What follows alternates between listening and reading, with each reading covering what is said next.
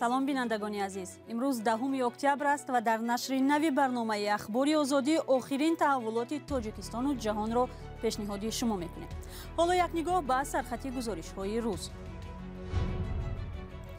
субҳи имрӯз Украина бо қавитарин мушакборон дар 6 моҳи ахир мувоҷеҳ шуд. аксари шаҳру марказҳои ин кишвар ҳадаф қарор гирифтаанд.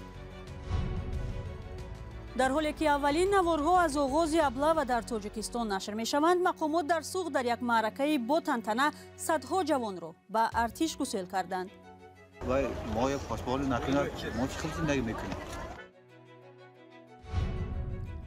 ва ҷанҷол сари Кампиробод. Сокинони вилояти Ош ба созиш бо Узбекистон бар сари обанбор мухолифат нишон доданд.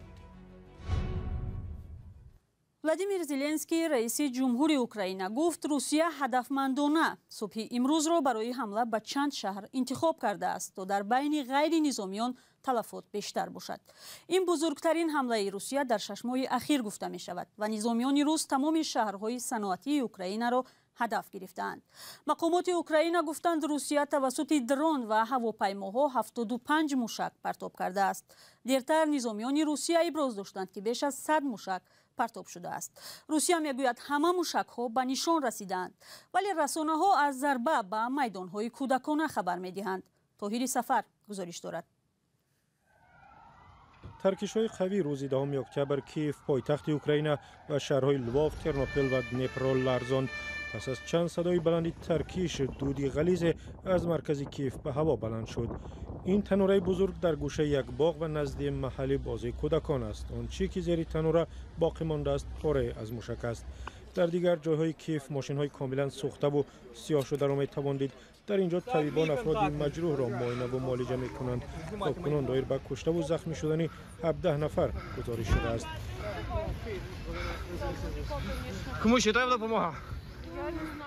пеш аз ин ҳамлаҳо Владимир Путин, раиси ҷумҳури Русия, Украинаро ба ҳамлаи террористӣ дар пули Керч муттаҳам кард ки Русияро ба Крим мепайвандад. таркиши мошини бомбгузоришшуда қисме аз ин пули муҳими таъминотии нерӯҳои Русия дар ҷануби Украинаро вайрон кард. Владимир Путин рӯзи 9 октябр гуфт ҳадафи ҳамла вайрон кардани зербунёдҳои бисёр муҳими ғайринизомии Русия будааст ва онро хадамоти махсуси Украина тарҳрезӣ ва амалӣ карданд. Путин дар ин бора бо Александр Бастрикин, сардори кумитаи тафтишотии Русия суҳбат мекард ки таркишро таҳқиқ мекунад.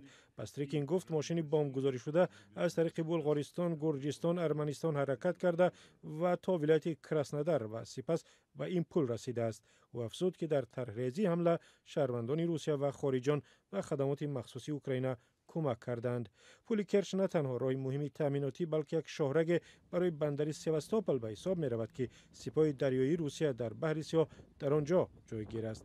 пули мазкур дар замоне нима вайрон шуд ки нерӯҳои Русия дар ҷанг пайҳам шикаст хӯрданд ва нигаронӣ аз истифодаи силоҳи атомӣ аз тарафи Русия зиёд шуд. Владимир Путин дар ҳафтаҳои гузашта ба ғарб ҳушдор дод ки посухи ҳар гуна ҳамла метавонад бо аслиҳаи атомӣ бошад.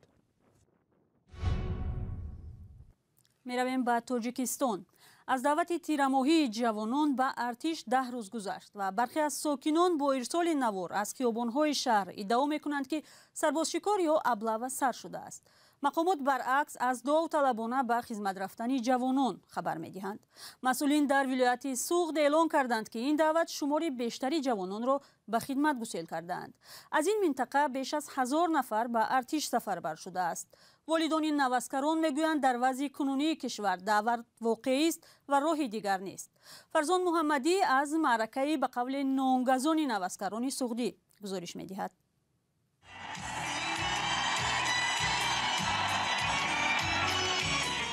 садҳо навсарбози суғдӣ бо иҷрои русуми суннатӣ нонгазон ва бо баргузории як маъракаи бошукӯҳ ба гуфтаи мақомот барои ҳифзи марзу буми Тоҷикистон сафар баргардиданд.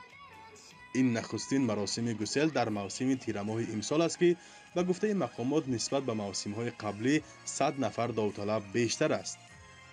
аз даъвати ҷавонон ба сафи қувваҳои мусаллаҳи ҷумҳурии Тоҷикистон ҳузур намудани қудрати мудофиавии кишвар, ҳимояи марзу буми ватан. ба андешаи афсарон дар шароити кунунии Тоҷикистон бояд ҷавонони синни ҳарбӣ беш аз пеш масъулият ҳис кунанд ва марзҳои кишварро нигаҳбон бошанд. رخشت زاکیروف جوان از ناحیه اشت میگوید امسال بعد ختم دانشگاه اختیاری عریضه سپارده است. باید هر یک ساکن همین کشور وطن خود را باید حمایت کرده تواند. در مراسم گسیل 1100 نفر سربازان نو بیش از 10,000 نفر پیوندان و علاقمندان آنها در میدان قصر ارباب جمع آمده بودند. والدین نواسکران میگویند در پس منظر حادثه یک ماه پیش در مرز تاجیکستان و قرقیزستان سفربری فرزندانش باعث امن و آسودگی آنهاست.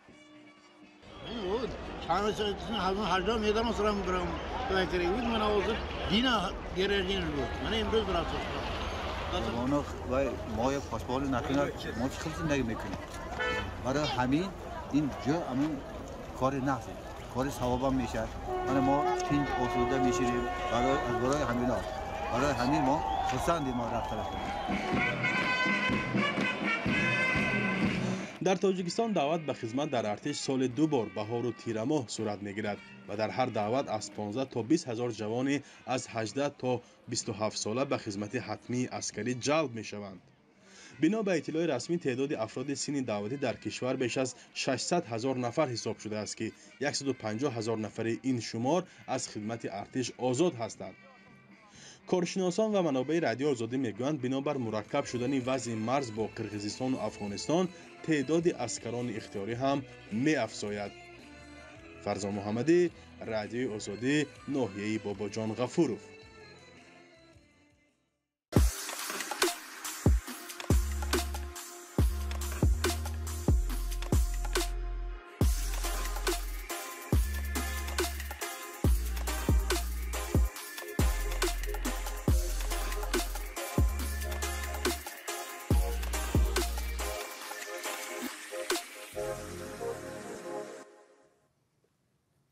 در قرقیزستان دوباره آبانبار کمپیروبود جنجال برانگیز شد. این آبانبار را در ازبکستان اندیجان نام میبرند.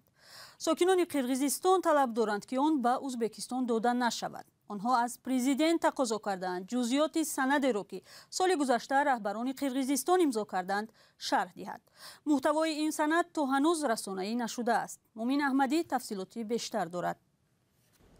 دست از کمپیروبود بردارید، جانمان را میدهیم و زمین را نه و سازشنامه را بیکار کنید. با چنین شعار و نوشتجات ساکنان در ولایت اوش پرزیدنت قرقیزستان را استقبال کردند. خمچیبک تاشیف گفت که زمین های ما را دادند. بگذار به این گفته هایش جواب گوید و آشکارا واقعیت را بگوید. سند امضا شده را شرح دهد. این طلب ما است. طور منسی بزرگی ما گفته است تا اینکه زمین را دهیم جانمان را دهیم بهتر است. با ملاقات با پرزیدنت نه همه راه یافتند. ساکنان محلی بر رسانه‌ها گفتند در ملاقات صادر جباروف تنها افرادی از پیش آماده شده را راه دادند.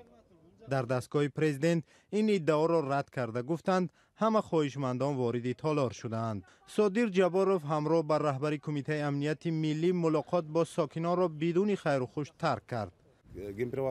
در رابطه با آبانباری کمپیروبود گفت که زمین و آب از ماست. برخی به پرزیدنت باور کردند. آنهایی هم بودند که به این باور نکردند. ما هم حالا نمیتوانیم چیزی را تصدیق یا رد کنیم. ما سند نداریم. آبانباری کمپیروبود تحت نظارت ازبکستان قرار گرفته است. بیش از 4,000 گکترش از دست رفت. میگویند ما هنوز سال 1967 برای آن جبران پولی گرفتیم. چون این مجلس ها باید باز و آشکار صورت گیرد. در سامانه دستگاه پرزیدنت پیام کوتاه نشر شد که در آن گفته می شود با ساکنان محلی ضمن ملاقات درباره وضع منطقه‌های نزد مرزی معلومات داده شده است. دیر یا زود حقیقت روی آب می براید. با توجه به حادثه های مرز با تاجیکستان این به منفعت امنیت ملی هم هست. اداره کردن آدمان مشکل می شود زیرا حدس و گمان ها جای خواهند داشت. مسئله دیگر این است که در هر صورت ما باید به سازش برسیم و با این بحث نقطه گذاریم. ماه مارس سال 2021 رئیس کمیته امنیت ملی قرقیزستان قمچیبک تاشیف به تاشکند رفت و در این باره ملاقات داشت. بعدتر او گفت مسائل مرزی با ازبکستان پرراه حل شد و همزمان تاکید کرد که آبانبار زیر نظارت جانبی ازبکستان میماند و ذخیره های آبی را دو کشور یک جا استفاده میبرند. ساکنان محلی تظاهرات نموده ملاقات با رئیس کمیته امنیت را طلب کردند. بعد این ملاقات توشیف وعده داد که سند تاشکند را با جانب ازبکستان بازبینی خواهد کرد. ماه سپتامبر امسال صادر جباروف در بیشکک با سروزیر ازبکستان عبدالله عاریپوف گفتگو نمود. جانب‌ها به امضای سند درباره مرز اظهار آمادگی کردند. مردم دیگر باره در قرقیزستان اعتراض کردند و طلب نمودند که جزئیات سازشنامه آشکار شود. ممکن است با ازبکستان موافقه شده است که همه مسئله ها پشت درهای بسته حل و آرام و خاموش کرده شود. اما من فکر می کنم که مهلت امضای سند تیزانیده می شود، زیرا قرار است میرزیوف به قرقیزستان سفر کند. فکر می کنم جانب‌ها می خواهند سازش را به امضا رسانیده تا آمدن اون مسئله را حل کنند. آبانبار کمپیرآباد در ولایت‌های آشود، جلال آباد قرقیزستان و اندیجان ازبکستان در راه استراتژی بیشکک آش جایگیر است. بحثی به کی تعلق داشتن آبانبار هنوز از زمان شوروی ادامه دارد. بعد از پاشخوری اتحاد شوروی در مرز ازبکستان و قرقیزستان ده‌ها انشاءات و موضع دیگری بحثی پیدا شد که دوام سالهای استقلالیت کشورها نتوانستند به سازش رسند. سال 2018 کارها در سمت تعیین و نشانه‌گذاری مرز شروع شد. به اطلاع مقامات امروز همگی 3% مرز نامعین باقی مانده است. در حالی که رسانه‌های روسیه سالهای اخیر از مهاجران تاجیک بیشتر یک ابراز منفی آفریدند و اکثرا از جنایتکاری و قاعده شکنی و کار سیاه آنها می‌نویسند، ساکنان عادی روسیه میگویند آنها با مهاجران مناسبت خوب دارند. خبرنگار آزادی ضمن سفر به روسیه از ساکنان پرسید که درباره حضور مهاجران تاجیک در کشورشان چی نظر دارند. من با تاجیک ها مناسبت خوب دارم. آنها ترانه های خوب دارند، آشخانه بهترین دارند.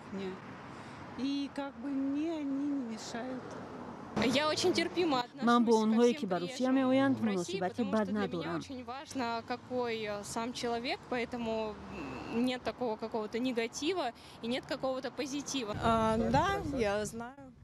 بله، من میدونم روزهای ما همیشه به این کارها راضی نمیشوند. خیلی بد است که آنها با پول کم راضی میشوند کار کنند و اگر آنها نمی بودند این ساختمان ها نمیشد.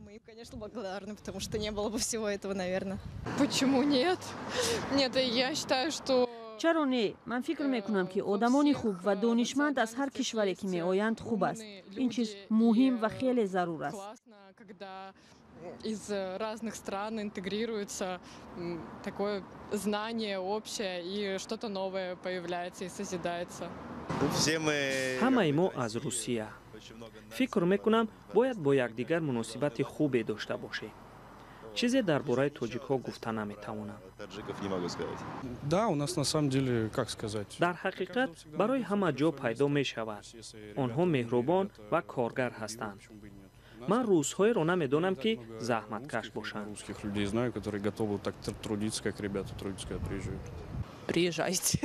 جای من را تنگ نمی‌کنند. بگذار بیایند. جای برای همه می‌رسد. ضمناً برخی از تحلیلگران روس میگویند در جامعه امروزه روسیه که مردمش تدریجاً به حضور مهاجران کاری از جمله تاجیکان عادت کردند و فیلم و ابراز مهاجران هم کمی تغییر می‌یابد. بیننده عزیز، شما هم به این گفته‌ها راضیید؟ فکر می‌کنید واقعاً هم مناسبت و فکری روسیه‌گی‌ها نسبت به مهاجران و تاجیکان تغییر کرده است یا نه؟ در زیر این برنامه به ما نویسید نظری خود را. و حالا با یک خبر می رویم به ادامه برنامه. دیدبان حقوق بشر اتهام خیانت به دولت ولادیمیر کارامورزا فعال مخالفان را در روسیه سومین اتهام بی اساس از لحظه بازداشت او در نیم سال پیش دانست. رسانه‌های روسیه هفته گذشته به نقل از مقامات انتظامی و منابع خود نوشتند که اتهامات خیانت به دولت علیه کارامورزا از همکاری احتمالی او با سازمان‌های عضو ناتو برمی آید. در صورت ثابت شدن اتهام به او تا 20 سال زندان تهدید میکند. برنامه را اینجا به پایان میرسونیم. تشکر از همراهی و خبرهای بیشتر را در سامانه آزادی و صفحه های ما در تلگرام و اینستاگرام و یوتیوب پیگیری کنید. تا برنامه های دیگر، خدا نگهدار.